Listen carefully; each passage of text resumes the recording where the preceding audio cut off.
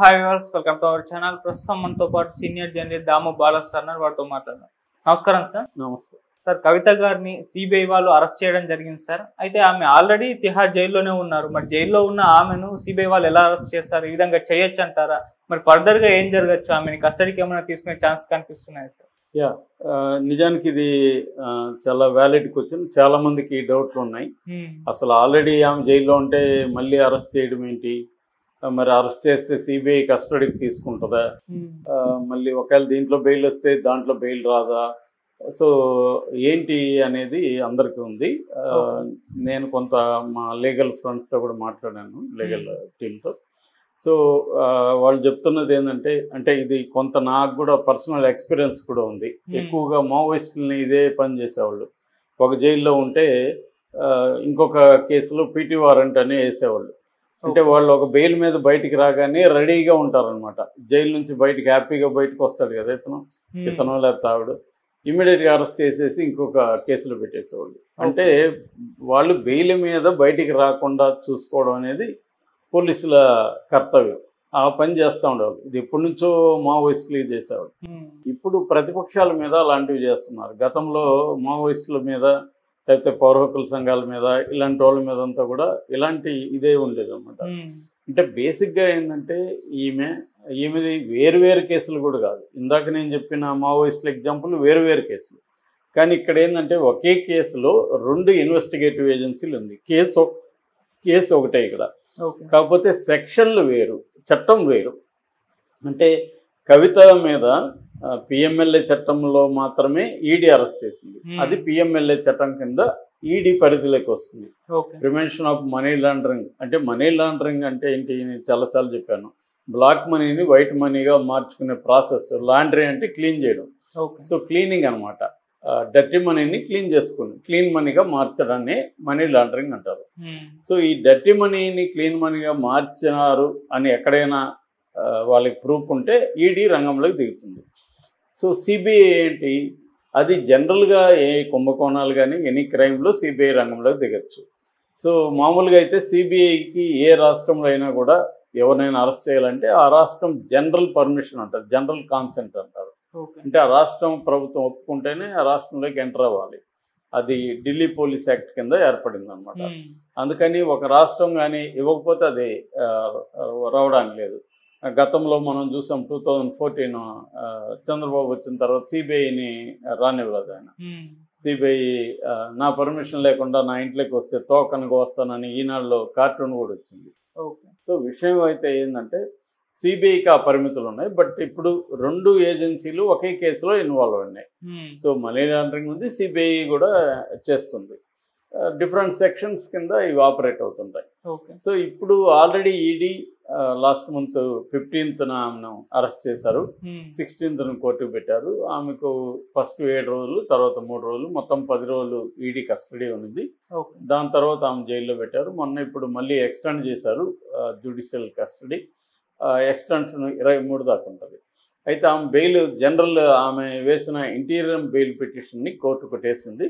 Bail ఇవ్వడానికి కుదరదని. ఆమె తన చిన్న అబ్బాయికి ఎగ్జామ్స్ ఉన్నాయి, ఆ అబ్బాయికి ఎగ్జామ్ యాంగ్జైటీ ఉంది కాబట్టి నేను ఉండాలని ఆమె చెప్పింది. సో దాన్ని పరిగణలోకి తీసుకోలేదు. ఇప్పుడు రెగ్యులర్ బెయిల్ మీద కూడా రెగ్యులర్ బెయిల్ పిటిషన్ కూడా ఆల్రెడీ వేశారు. దాని మీద 16వ తేదీ విచారణ ఉంది. సో ఇది ఈడీ కేసులో పరిస్థితి.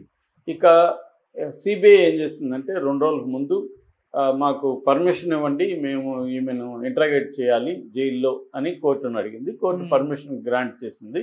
అక్కడ ఒక విచారణలో ఉన్న ఖైదీకి ఎలాంటి రూల్స్ ఉంటాయో వాటన్నిటినీ సిబిఐని ఫాలో కమ్మని చెప్పారు.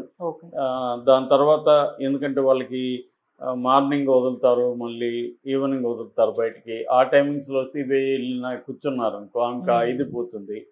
అట్లాంటి కొన్ని టైమింగ్స్ అవన్నీ పెట్టారు.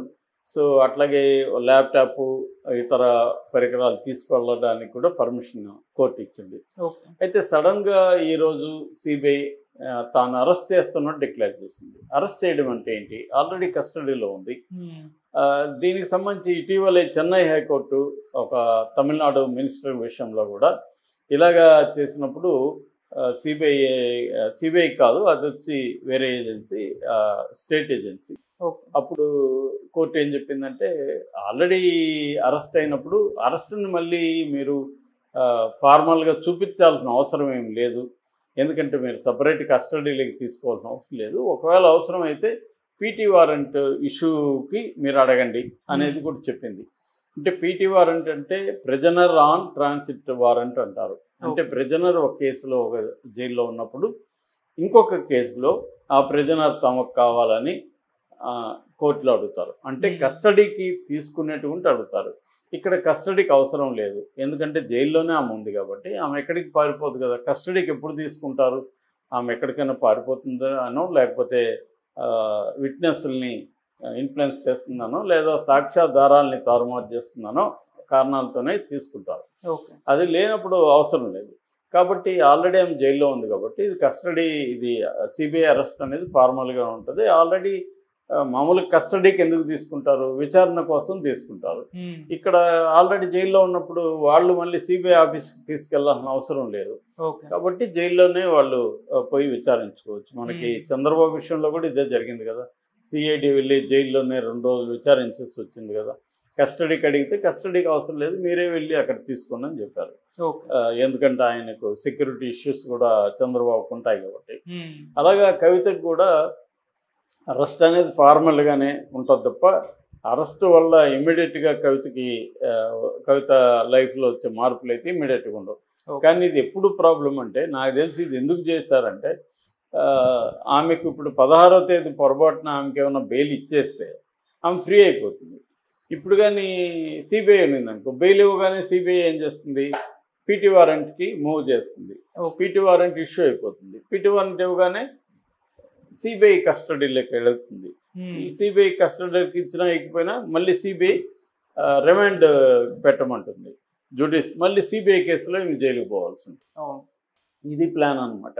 అంటే ఆమె ఈడీ కేసులో ఆమెకు బెయిల్ వచ్చినా జైలు నుంచి బయటికి రాకుండా వీళ్ళు చేసే ప్లాన్ అనమాట. ఇది ఎప్పటి నుంచో ఇందాక చెప్పినట్టుగా మావోయిస్టుల పైన ఇదే పని చేస్తుంటారు. అంటే గవర్నమెంట్కి సంబంధించిన పోలీసులు కావచ్చు, ఇట్లా లా అండ్ ఆర్డర్ పోలీస్ కావచ్చు, ఇట్లా స్పెషల్ ఇన్వెస్టిగేటివ్ ఏజెన్సీలు కావచ్చు, వీళ్ళందరి ప్యాటర్న్ కూడా ఏంటంటే పౌరులను లేకపోతే ప్రభుత్వానికి వ్యతిరేకంగా ఉన్న వాళ్ళను వేధించదలుచుకుంటే వీళ్ళు రకరకాల పద్ధతులు ఉన్నాయి. ఇవన్నీ కూడా లీగల్గా అలౌడ్ పద్ధతులు అనమాట. వీళ్ళు ఆ పద్ధతులు ఎప్పటి నుంచో ఆరితేరిపోయారు వేధించడంలో. నేను చెప్పినట్టుగా ఈ మావోయిస్టులని ఒక కేసులో వాళ్ళు హ్యాపీగా ఎన్నో కష్టాలు పడి ఒక 5-6 ఏళ్ళు జైల్లో ఉండి బయటకు వద్దామని నానా కష్టాలు పడి వాళ్ళని జామీన్దారులను క్రియేట్ చేసి తీసుకొని వస్తే రెడీగా ఉంటుంది పోలీసు వెహికల్ పీటీ వారెంట్ పట్టుకొని, మళ్ళీ పాపం వీళ్ళు జైలుకి వెళ్ళాలి. సో ఇలాగా ఉంటుంది అనమాట. అందుకని అది కావాలని, అందుకని ఇండియాలో ఏంటంటే ప్రాసెస్ ఇస్ ద పనిష్మెంట్ అంటారు. అంటే శిక్ష పడినాక అనుభవించడం వేరు, శిక్ష పడకముందే జైల్లో ఉండడం, ఈ బాధలన్నీ పడడం వేరు. మనం ఇప్పుడు జిఎన్ సాయిబాబా ఆ విషయంలో చూసాం. ఆయనకి 95% వికలాంగుడు. ఆయన్ను ఇలాగే 10 ఏళ్ళు జైల్లో ఉన్నాడు. ఆల్మోస్ట్ ఆయన 10 ఏళ్ళు జైల్లో ఉన్నాక ఆయన నిర్దోషని కోర్టు చెప్పింది. మరి ఈ 10 ఏళ్ళ పరిస్థితి ఏంటి? సో ఇటువంటి మామూలుగా మన నేచురల్ క్రిమినల్ జస్టిస్ సిస్టమ్ ఏం చెప్తుందంటే 100 మంది తప్పు చేసిన వాళ్ళు తప్పించుకున్న పర్వాలేదు, కానీ ఒక్క నిర్దోషి మాత్రం శిక్ష పడకూడదు అని చెప్తుంది. కానీ ఇండియాలో 80% మన జైళ్ళల్లో ఉన్నవాళ్ళు దోషుల తేలకుండా ఉండేవాళ్ళే.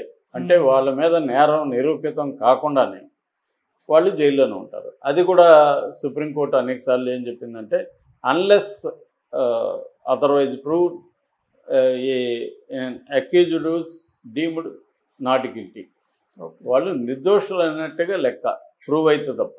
ప్రూవ్ కాలేదు కాబట్టి వీళ్ళందరూ నిర్దోషులే. దాదాపు 5 లక్షల మంది ఖైదీలు మన జైళ్ళల్లో ఉంటే అందులో దాదాపు 4 లక్షల మంది, అంటే అరౌండ్ 77-80% రిమాండ్ ప్రిజనర్సే ఉంటారు. శిక్ష పడిన వాళ్ళు చాలా చాలా తక్కువ, 20% కూడా శిక్ష పడిన వాళ్ళు జైళ్ళల్లో లేరు.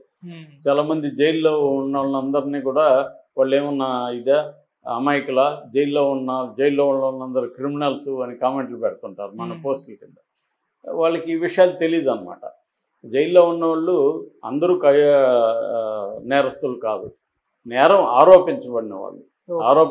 ఇప్పుడు రేపొద్దున ఈ కామెంట్లు పెట్టేవాడి మీద కూడా రేపు ఎవరు నేరం ఆరోపించబడవచ్చు. వాళ్ళకి అప్పుడు తెలుస్తుంది, అవరే ఇది ఉందా మనకు తెలియదు అనుకుంటారు వాళ్ళు. కాబట్టి కవితను కూడా వేధించడానికి, కవితను త్వరగా బయటికి పంపకుండా ఉండేదానికోసమే ఈ సిబిఐ ఈ ప్లాన్ చేసింది. నిజానికి సిబిఐకి అరెస్ట్ అవసరం లేదు, సిబిఐ విచారించదు, జైల్లో ఉంది కాబట్టి. కానీ సిబిఐ ఎందుకు అరెస్ట్ అంటే పొరపాటున ఉన్న 16వ తేదీ బెయిల్ రావడం కానీ, లేదా వీళ్ళు హైకోర్టుకో సుప్రీంకోర్టుకి వెళ్ళి బెయిల్ కానీ వస్తాయి. మళ్ళీ సిబిఐ కేసులో మళ్ళీ ఈ ప్రొసీజర్ రెడ్డొచ్చి మొదలాడన పాత సామెత ఉంది కదా, అలాగా మళ్ళీ ఇవన్నీ జరగాలి. ఈ లోపల వాళ్ళకి అనుకున్న టైము కనీసం ఒక 1 year జైల్లో ఉంటుంది. సో కవిత నాకు తెలిసి ఒక 1 year వరకు బయటికి రాకుండా వీళ్ళు పకడ్బందీగా ప్లాన్ చేస్తున్నారు. Thank you so much.